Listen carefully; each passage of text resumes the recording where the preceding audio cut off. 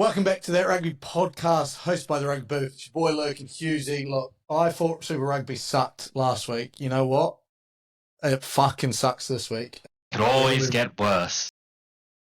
Well, can it? This could have been the worst possible week in the history for the Hurricanes for just a week of what could go wrong has gone wrong. Husey, run us through how bad my week was. Yeah, well, so first of all, it started off with a loss to the Crusaders, and that is always a bad way to kick off your rugby week.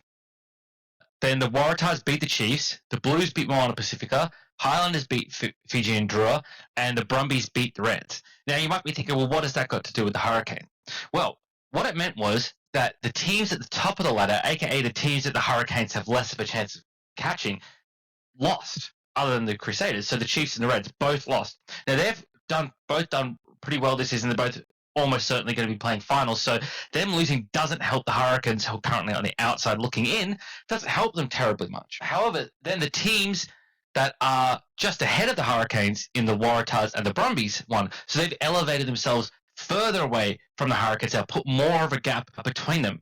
Then the teams that were on equal footing with the Hurricanes, who they're fighting that sixth spot for, both won in the Highlanders and Blues. The only good part, as you mentioned before, was that the Western Force, who were just above you on the table between you, the Highlanders between you, were on a bye, so they couldn't put up any more points to separate the gap even more.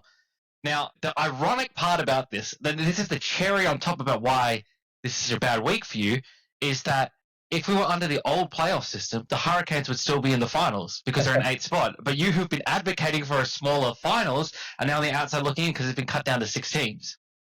Well, yeah, and I will say I'm glad it's still got cut down to 6 teams. Look, to be honest, even for a team that might not make it into the finals this year because we're on that cusp, is making it more exciting. It's making it more competitive for the Australian teams, actually, because now that they're winning the home, some New Zealand teams are going to get left out, and some more Australian teams are going to get in just because of the fact they're playing in Australia. Australian teams more and playing in Australia more, so it will make for a more competitive final series.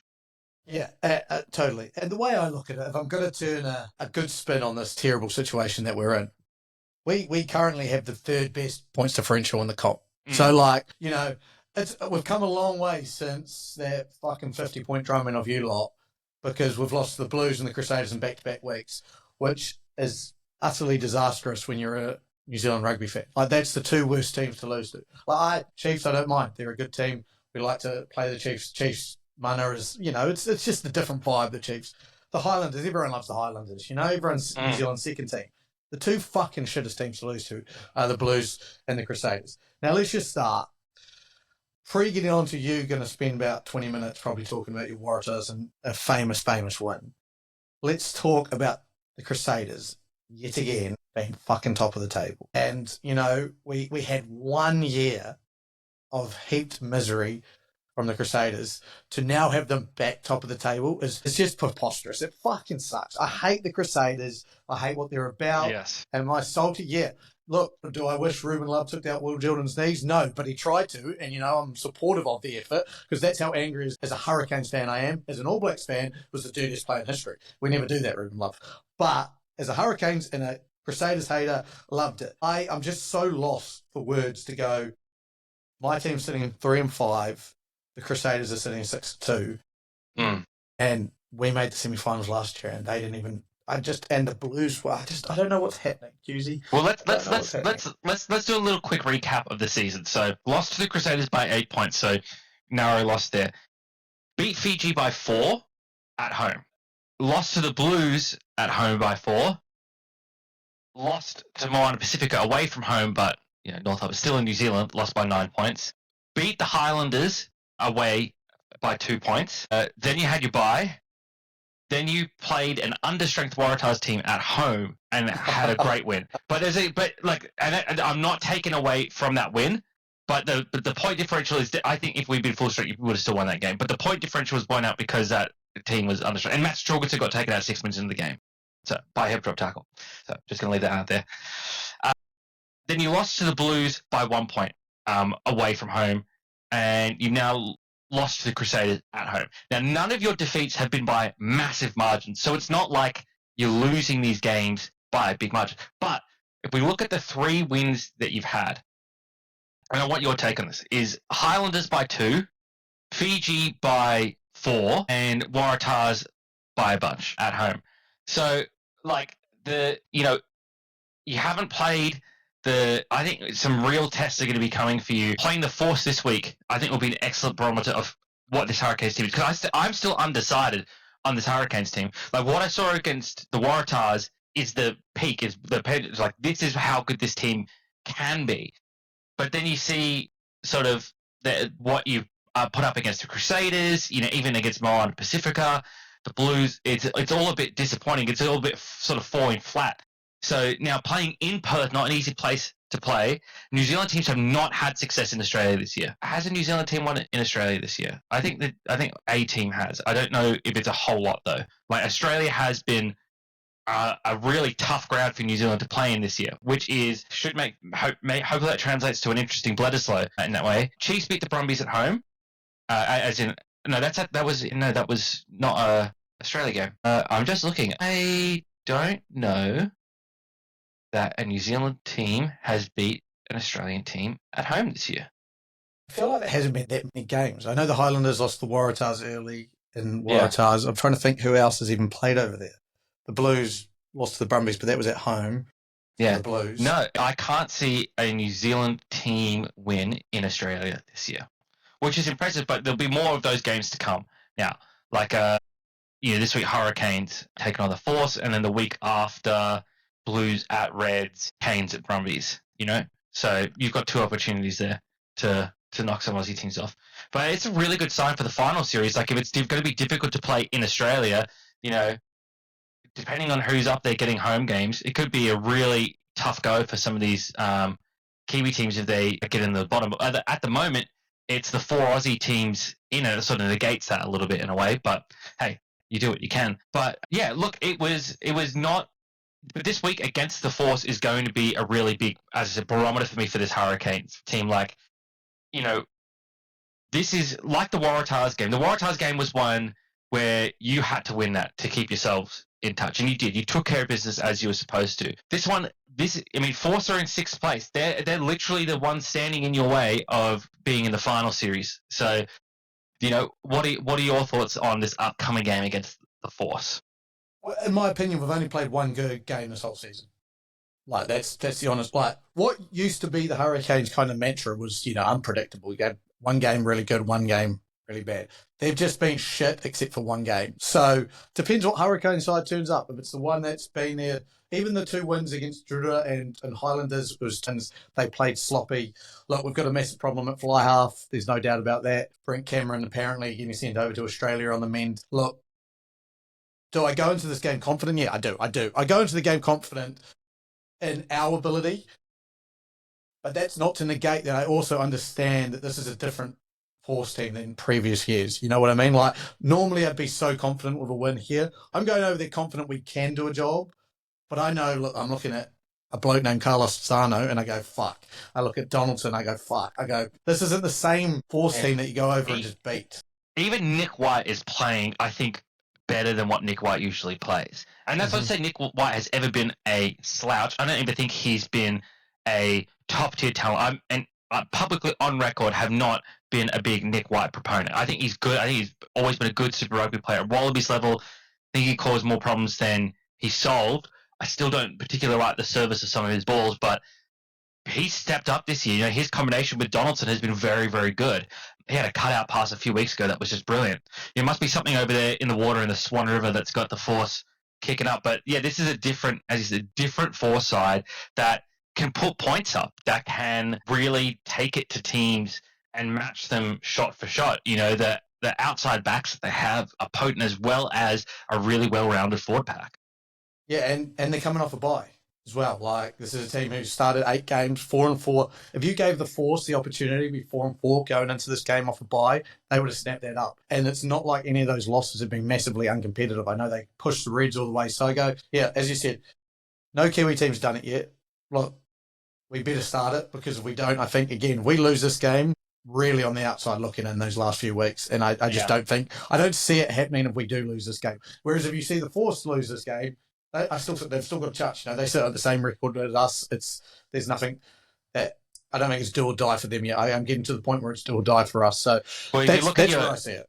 if you look at your schedule beyond this, after the Hurricanes, it's the Brumbies who are in a patch of form now after a rough start to the season. They've really come back along. And I think that's also because they've gotten healthy. Like, we have to remember at the start of the season, they're missing a lot of starters.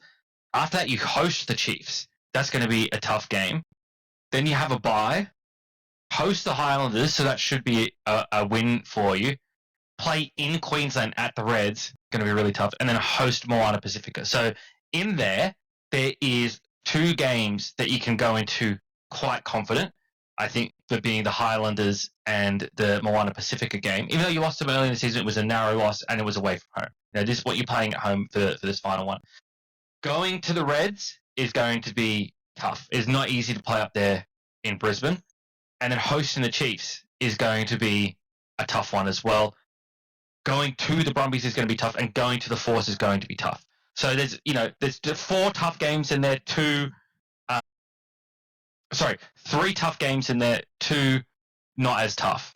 But yeah, if you go 2 and 3 at the end of the season, you'll be 5 and 8, and that's not where this Hurricanes team, I think, could would feel their season should be.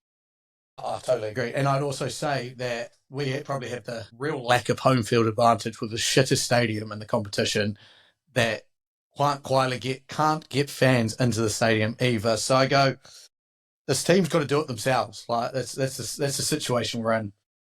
They can do it if they are a team that can show up like the team against the Waratahs. Nothing's going to stop them. But again, we're seeing that team once in 8 games. We have seen that team. That doesn't give me confidence that team's going to show up every single week going forward. So I'm interested. I'm hopeful. I'm confident. But I mean, I'm still hanging pretty low after last week, and I'm sure you're going to pick me up by talking all about your Waratahs now. Yeah, I think I fucked up my maths there somewhere. So Force is a tough game. Brumbies tough game. I feel like I'm missing a game here. Chiefs tough game. It's 3, and then the Reds. Yeah, so 4 tough games. Sorry, and 2 winnable. So yeah, 6 out of the 7 remaining weeks. So if you did the 2 and 6, you would be 2 and 4, so you'd be 5 and 9. Yeah, which would be I would be shocked. I would be shocked at that. But yes, picking you up. Look, the Waratahs against. Look, this is good for you because you don't like the Chiefs. I'm getting some positive in there. It's not good for you in terms of the standings. Exactly. But it's nice that the Chiefs got taken down a peg. It's nice that the Chiefs got taken down a peg. What was not so nice in this game for you, other than the obvious table implications, was a fundamental flaw, I guess, being exposed in the Chiefs and potentially in the All Blacks, depending on selections, which is if you hit Damian McKenzie enough times, he will crack.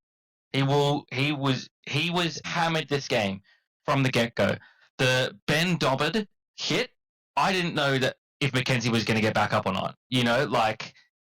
Anytime he touched the ball, the Wallabies players were putting him in the ground. And I feel like that was the directive given from Dan McKellar, is this team goes as McKenzie goes. We've seen it in the last couple of years, when he's really elevated his game beyond, he was already a superstar, getting into megastar status. And McKellar just said, hit him, go to war, take him out, do not let him be a factor in this game. And he wasn't. And that, I think, was the most successful thing the Waratahs did this game, was attack McKenzie. And by doing that, they kept the game in their control. They dictated the terms of this game, and they denied possession to the Chiefs, which is obviously critical. Look, everyone's going to be talking about the length of the field try, and it was incredible. But the part of it for me that was special was the lead up to it as well. The try itself was special. 2 things special. The lead up to it, and this is a theme for the whole game for the Waratahs. In previous years and even earlier this season, we have seen the Waratahs, like Damian McKenzie, you hit them enough times, they will crack, right? And they were, in other games this season, they have cracked and let teams through the line here. Now, this week is Hugh Sinclair's 2nd week back as captain, and I think that was really big. Last week he was just coming back from injury. Again, we didn't have him against the Canes, and I think that was really big. I really like the way Hugh Sinclair's been playing this year, to be honest. Not just his leadership, but his actual play in game as well. And I think that and I think as well the fact that the other big thing in this game, I think as well, and it's a call that I didn't like, but I think McKellar has been proven right from this game, is the non-inclusion of Tane Edmed in the squad. Without any injury designation. He went and played Shoot Shield this week. There's nothing saying that Taylor Ed's a bad player. Even McKellar has acknowledged he trains really well, really good player, but Lawson Crichton is just the player that they need right now. And I think by taking Edmed out of even the bench, I think the team had to sort of more fully commit to Lawson Crichton. They couldn't hang around and say, oh, we're just with Lawson for 60 minutes and then Tane will come on in the final 20 and we'll kick into gear then. No, it had to be Lawson Crichton was the man this game. Lawson Crichton was running the team this game. There was no, backup on the bench from really. I mean, obviously had a replacement player, but there was no other veteran playmaker on the bench who was going to come in and take his position and then dictate the terms of this game. No, they put the game fully into the hands of Lawson Crichton, really. And man, great game. Great game. Him and Joey Walton, both players who I publicly doubted and both who I stick up my hand and said had fantastic games this week. Probably the best games I've seen from both of them in Wallabies colours. Sorry, not Wallabies, Waratahs colours. Great showing from both of them. Walton showed something finally other than just running in a straight line at the opposition, which is great. That's implement that more, please. But Crichton was really special this game, and not just the tip over the head pass, which was incredible awareness to know that Kellaway was there and trust in his player to know that he was there, but just in general, keeping the team calm, keeping the game plan and sticking to it and keeping it solid and not panicking even when the Chiefs were starting to come back into the game. James O'Connor spoke during the week about his potential Wallabies 10s for the Lions series now that Noah's departing. And Lawson Crichton got mentioned there. He sort of said Tom Liner has a lot of creativity as well as a good kicking game. He said Ben Donaldson's got good speed and ability to take the line. But he said he reckons Lawson Crichton is the man for the job because of his game managing ability and his cool head as well as his defensive work. And there was some more articles that expanded on it during the week about how the Wallabies have got plenty of attacking, will have plenty of attacking power without the 10 needing to be necessarily a super playmaker themselves. Let's say, health providing, you've got Jorgens in there, Suoli'i, Kellaway, as your back three, with your potentials of Dylan Peach, Filippo Dalguna. We're not even mentioning Marika Korobetti at this stage. I feel like he's potentially not even going to get a jersey because of the wealth of talent in the local system at the moment. And we know how Schmidt likes to pick players from a local system, and then that opens up other opportunities for other players if he doesn't need to worry about by default giving one to Korobetti. You have Ikitau, potentially Dalgunu in the centres as well. Feketi, lots of different playmakers at different positions as well. Samu Karevi has had is in some good form over in Japan as well. So I think Lawson Crichton really stepped up this week, and in a week where I doubted his ability, he proved me, and I'm sure a lot of others, wrong. And we want to see this continue. Forwards were solid as well, really good. I think from Dobbin, especially the hooker, his first start as a Waratah. He came off the bench last week, but it's his first actual start. You could see the ability that he has, and just in general, the forwards, especially as I said, on that try line in that lead up to that amazing tackle, but also at the end of the game, just to hold their nerve. And to not be committing the penalties at the end of the game. I know there was a yellow card, but in those last 18 phases, there wasn't a penalty. It was a great defensive effort. And even some of the penalties in this game were absolutely shocking. I don't know if you saw the final penalty count, but it's more one-sided than me. I know I wanted to ask you quickly about the tackle on Suoli'i as well. Only was just about unpunished. What are your thoughts on it? I'm very anti red card. I feel like red cards can be really ruinous to a game. However, when you set a standard, you got to stick to that standard, right? And this is what I don't like, where sometimes players' reputations get them in more trouble. If Lachlan Swinton was still playing Super Rugby and he made that tackle, he would be banned for the rest of the season. He would be banished. He would be going and playing Canadian rugby. He would be banned from Australian rugby, not allowed within 500 yards of a school, and forced to take a safe driver's course. He would have had the book, the kitchen sink, and the whole house thrown at him in this case. I don't know how that wasn't upgraded to a red. I don't know how it wasn't cited by the post-match committee. Joseph Suoli'i is the second tallest back to ever play Super Rugby. He's taller than Israel Folau. He's taller than Geordie Barrett. He's taller than Sonny Bill Williams, right? hitting him in the head with your shoulder, you have to be traveling upwards. That's just physics. That's just physics, right? So you have to be launching upwards. You're with the shoulder. It's clearly forceful contact. Like, what possible mitigation there? Suoli is stopping. Sure, he's not ducking. He's stopping, but that's not ducking. That's not the same thing. For me, I couldn't believe it. I was honestly shocked in the moment, and I think even Suoli was. You see him give him that look of disgust as he got hit as well. Like, I don't understand it. I really don't understand it. And I'm a Waratahs fan. I'm naturally going to react that way to these things. But then you see the comments online from all around, right, from all sides, and you get the same sense as well. I don't understand how. I mean, look, we saw last week when the Reds played the Chiefs as well. The calls that went against the Reds in that game were very, very strange. So I don't know if the Chiefs have some voodoo magic on, some agreement with the referees, or if everyone just loves Damian McKenzie's cheeky smile. But you can't be doing it. It's just terrible. And so what they're saying then is that shot on Suoli, shoulder to the head, is the same level of badness as the repeated penalties on the Waratahs goal line at the end of the game where Miles Amatisera was sent off for a yellow, right? For a very dubious penalty there, as well, with a whole lot of dubious penalties leading up to it as well. That's what the referees have said about that, and it's not on. I don't think it's good enough. But then the last thing to note about this game, and I'm interested to hear your take on this as well, is Suoli. I think there's no taking him out of the fullback jersey now. I don't think there's any way that the Wallabies will not play him at fullback after the display he put on this week and last week as well in the first half against Moana Pacifica.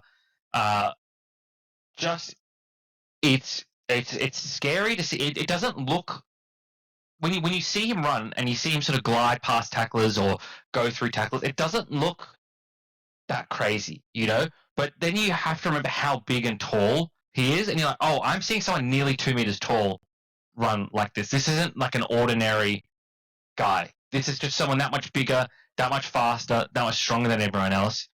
The try that he scored, for me, was more impressive than the length of the field try because he stepped around Damian McKenzie, one of the game's best players, right? Then he dragged 2 or 3 Chiefs players with him to and across the line and still got the ball down without being held up.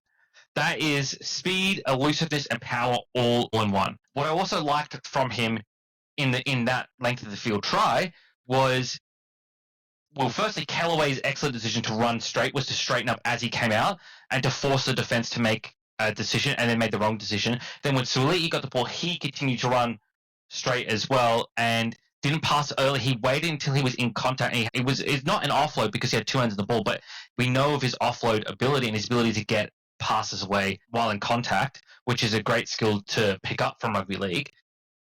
His ability to get that ball to Crichton, who then got it back into Callaway, who then got it onto Teddy Wilson. Like, that cool-headedness was just fantastic. How many times have we seen Tom Wright bomb that sort of opportunity? And Tom Wright, I think, is got more of a creativity, individual creativity, but I don't think you need that out of a fullback. I think what you need out of a fullback is the good decision-making. And I think Tom Wright has got a place in the Wallaby squad, but probably on a wing rather than a fullback spot. Yeah, I always thought he was a 15 when he first came in, but I think he's got the same natural ability and talent and build as Geordie Barrett, who we mentioned earlier. So I think, as you said before, I think he could slot into the 12 jersey so easily. Yeah.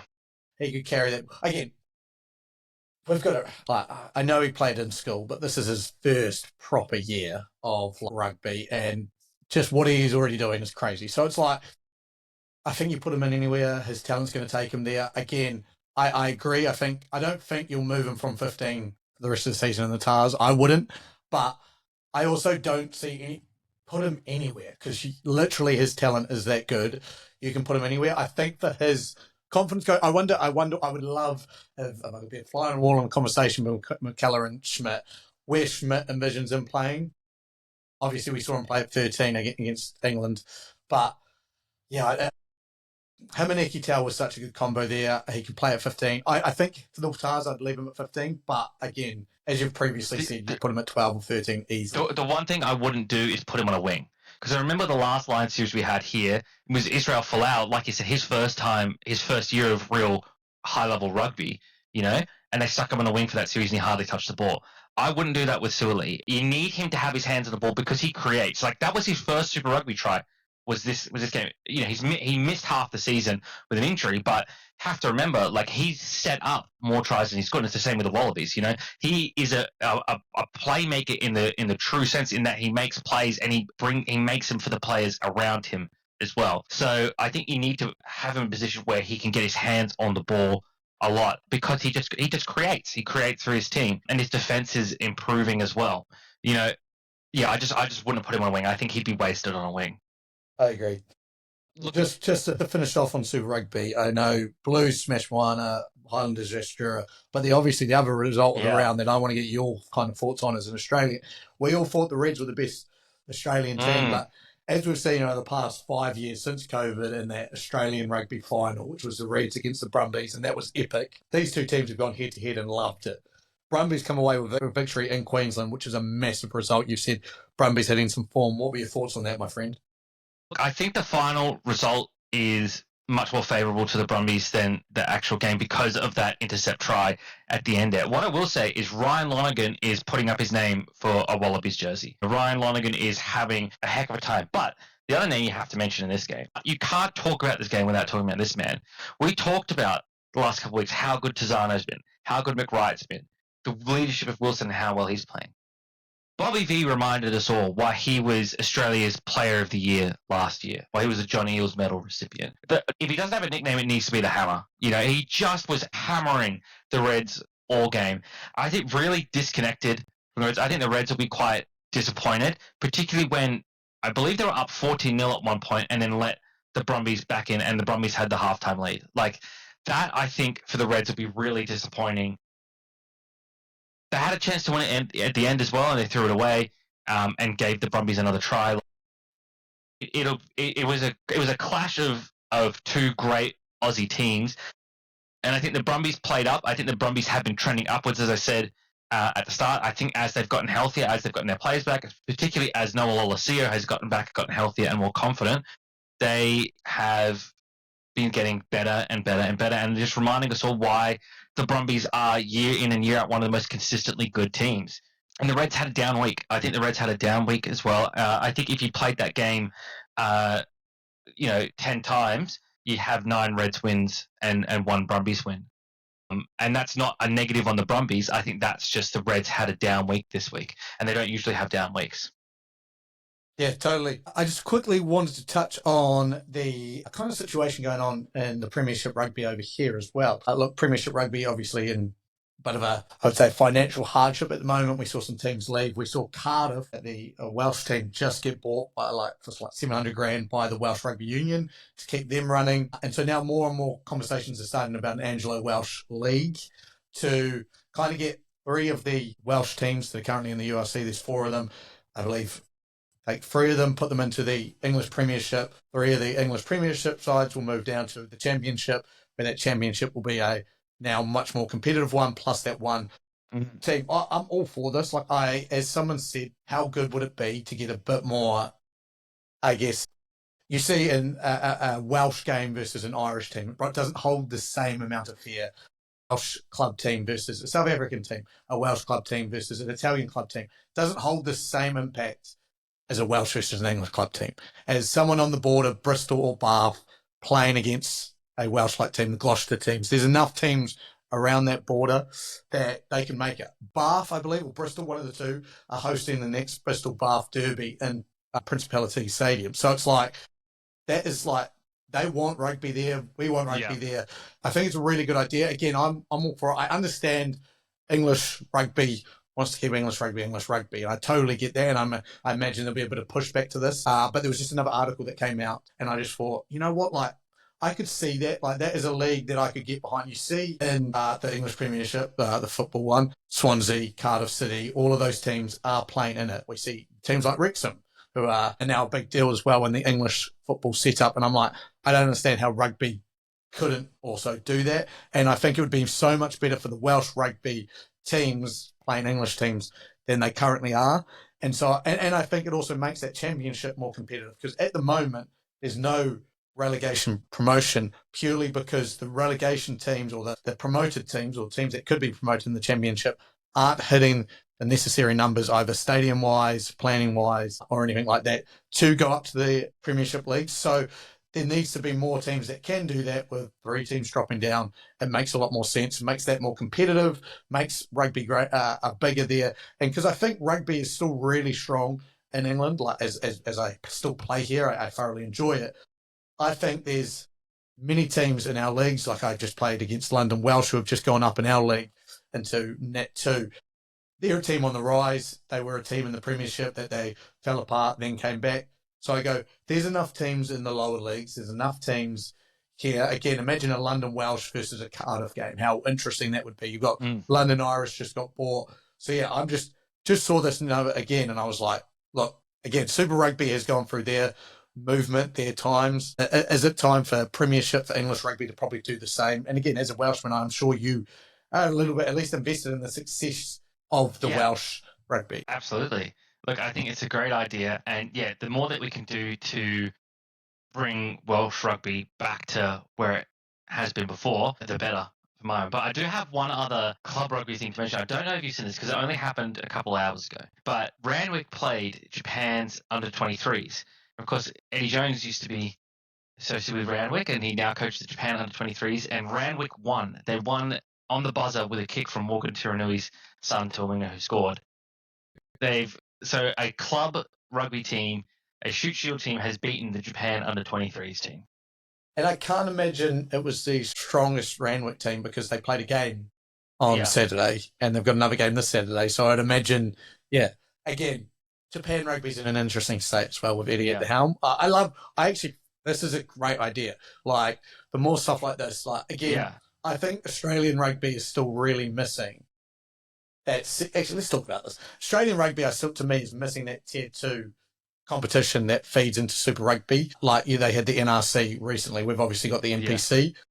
I truly believe Shoot Shield and Queensland Premier Rugby, those competitions are quality enough to be the second level, and I think there should be a broader Australian league second level with those teams. I think there's enough support for those teams.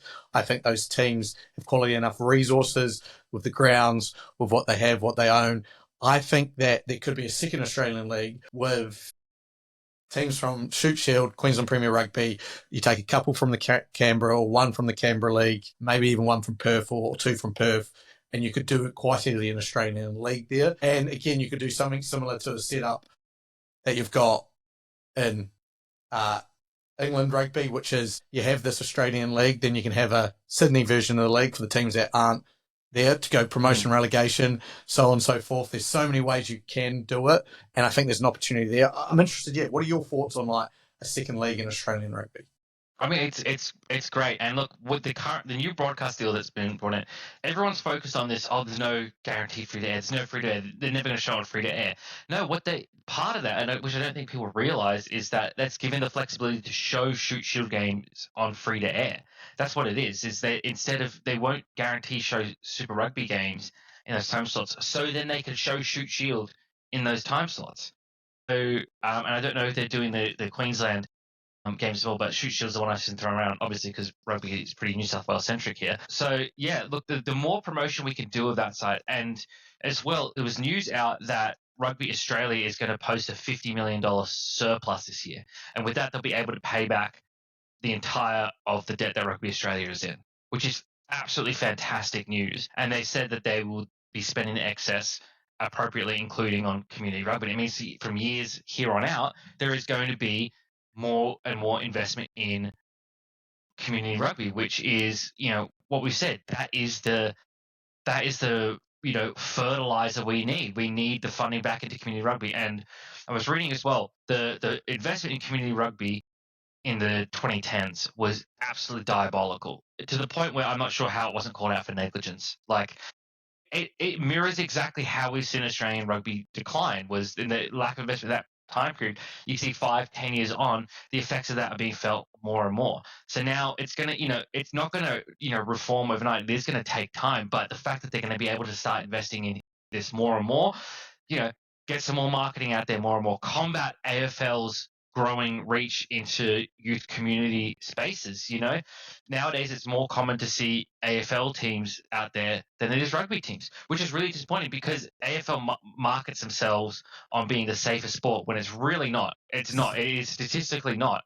And so the fact that parents are being taken in by this and rugby hasn't responded, and rugby league hasn't responded really either, because rugby league are sort of pretty confident in their own pool, they're looking more at taking from the top level, from the television audience and the grassroots audience. It's really disappointing from both codes, to be honest, that they're not responding, and letting AFL get away with this. And people are getting taken in by it. And it is, it's disappointing because it's not true, and it's disappointing because it's putting their kids in danger as well. So sounds a little dramatic, yes, but that's what, it's the truth. And, that's where I think rugby's got to really start to combat things, is at that grassroots level, get into schools, expand the traditional, school from the traditional schools that they've just recruited at, go out and some of the other schools and sponsor rugby programs at this school, get speakers in talking about rugby, show Wallabies games and things like that, and say, look, this is how it begins. If you want to be a Wallaby, these guys have all played at schoolboy level. This is how they get into rugby. This is where, future Wallabies come from. It's starting at this level. Get those things going, and say that's one thing that AFL will never get you. You'll never be able to represent your country for playing AFL. You won't even be able to represent your state playing AFL. So you highlight those unique aspects of rugby, and what even elevates rugby union over league is the international opportunities.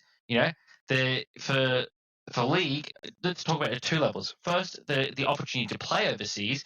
League has got a very limited areas you could go and play league. It's England, basically. England and one French team. Union has got England, France, Japan, South Africa, New Zealand within Super Rugby and Southern Hemisphere Rugby, so Argentina as well.